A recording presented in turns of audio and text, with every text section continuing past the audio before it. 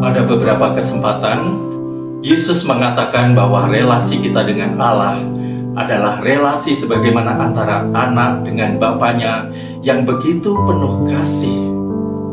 Tetapi pada perikop hari ini, Yesus ingin memberi suatu penekanan lain mengenai status kita, mengenai relasi kita dengan Allah, yakni bahwa kita adalah hamba dan Allah adalah Tuhan kita, di mana seorang tuan bebas memerintahkan apa saja kepada hamba-hambanya atau budak-budaknya tanpa harus berbasa-basi dan tanpa harus mengucapkan terima kasih atau apapun juga. Sementara seorang hamba yang telah menyelesaikan tugasnya hendaklah berkata, "Kami adalah hamba-hamba yang tidak berguna. Kami hanya melakukan apa yang kami harus lakukan."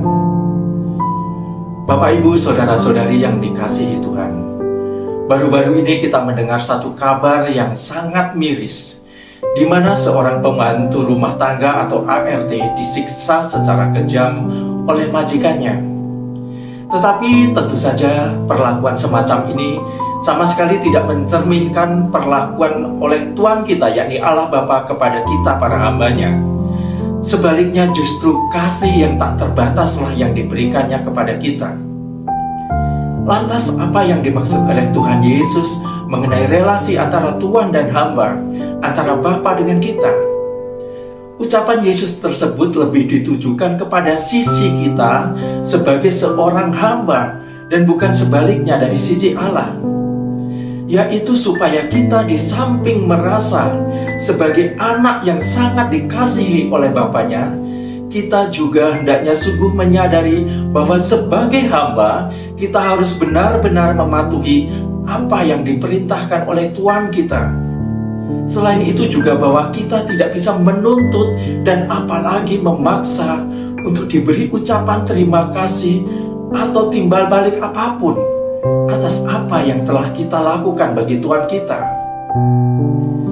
Karena seberapa seringkah kita merasa kecewa atau bahkan marah ketika Allah belum juga mengabulkan doa-doa permohonan kita.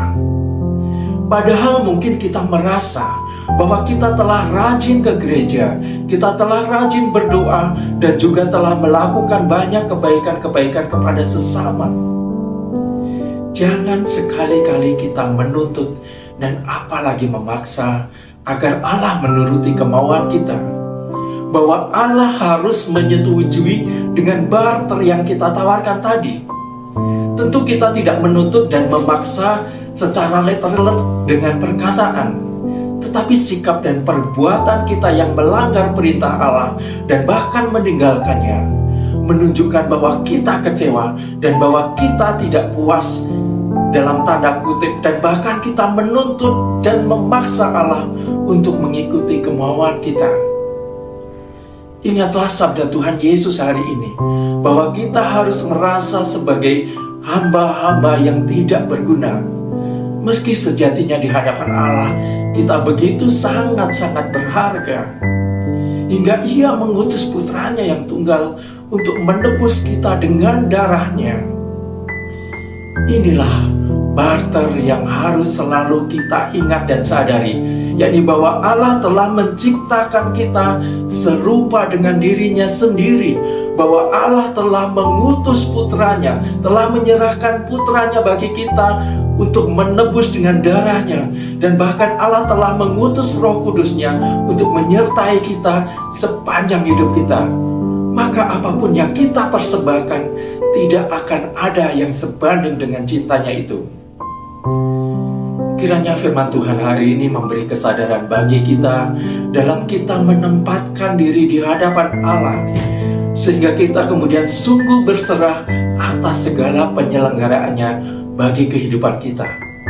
Karena sesungguhnya lah kita telah mengetahui betapa besar kasih Allah, bukan sebatas dalam hidup yang fana di dunia ini, melainkan terlebih dalam kehidupan abadi kita nanti. Berkah dalam